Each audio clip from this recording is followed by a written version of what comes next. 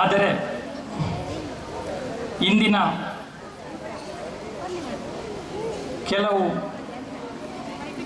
ಹಬ್ಬಗಳು ಆಯಾ ಧರ್ಮಗಳ ವಿಶ್ವಾಸಗಳಿಗೆ, ಆಚಾರ ವಿಚಾರಗಳಿಗೆ ಅನುಗುಣವಾಗಿ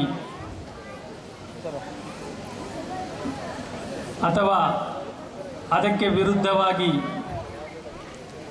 ನಡೆಯುವುದರ ಮೂಲಕ ಅದರ ನಿಜವಾದ ಸತ್ವವನ್ನು ಕಳೆದುಕೊಳ್ಳುತ್ತಿದೆ ಎಂಬುದರ ಬಗ್ಗೆಯೂ ಒಂದು ಚಿಂತನೆಯನ್ನು ನಡೆಸಬೇಕಾದ ಅವಶ್ಯಕತೆ ಇದೆ. ಧರ್ಮಗಳು, ಹಬ್ಬಗಳು ಮನುಷ್ಯನನ್ನು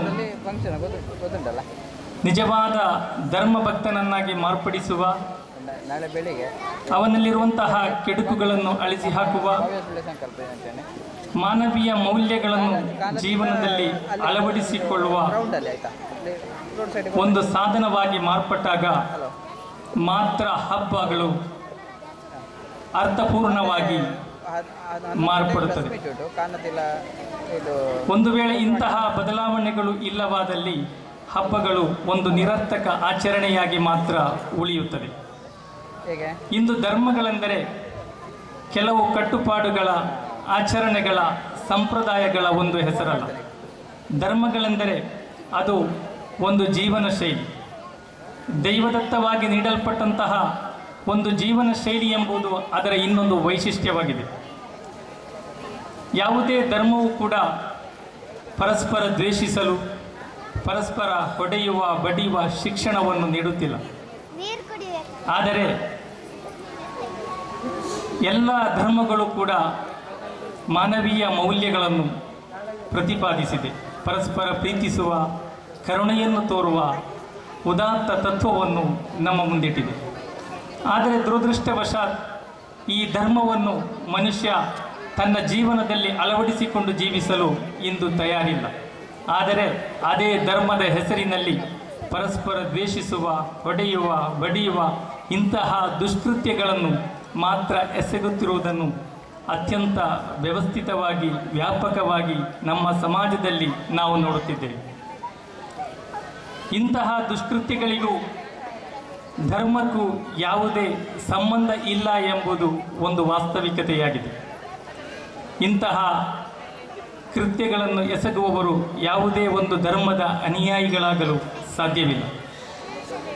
ಆದ್ದರಿಂದ ಧರ್ಮ ಅಂದರೆ ಏನು, ಧರ್ಮ ನಮ್ಮಿಂದ ಏನನ್ನು ನಿರೀಕ್ಷಿಸುತ್ತದೆ ಎಂಬುದರ ಬಗ್ಗೆ ನಾವು ಕಲಿಯಬೇಕಾದ, ಅರ್ಥೈಸಬೇಕಾದ ಅಗತ್ಯವಿದೆ. ನಾವು ಧರ್ಮಗಳ ಅಧ್ಯಯನವನ್ನು ನಡೆಸಿದರೆ ಧರ್ಮಗಳಲ್ಲಿ ಒಂದು ವಿಶಾಲವಾದ ಐಕ್ಯತೆಯನ್ನು, ವಿಶಾಲವಾದ ಸಾಮ್ಯತೆಗಳನ್ನು ನಮಗೆ ಕಾಣಲು ಸಾಧ್ಯವಿದೆ.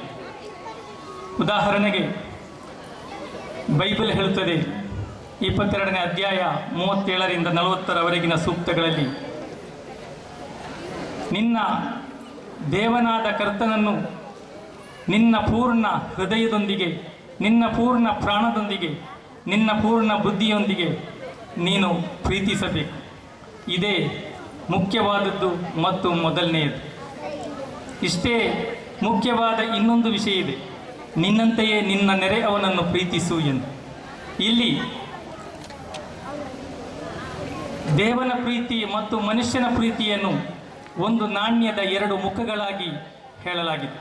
ಅಂದರೆ ಮನುಷ್ಯನನ್ನು ಪ್ರೀತಿಸದ ಒಬ್ಬ ವ್ಯಕ್ತಿ ದೇವಭಕ್ತನಾಗಲು ಸಾಧ್ಯವಿಲ್ಲ. ಅದೇ ರೀತಿ ದೇವ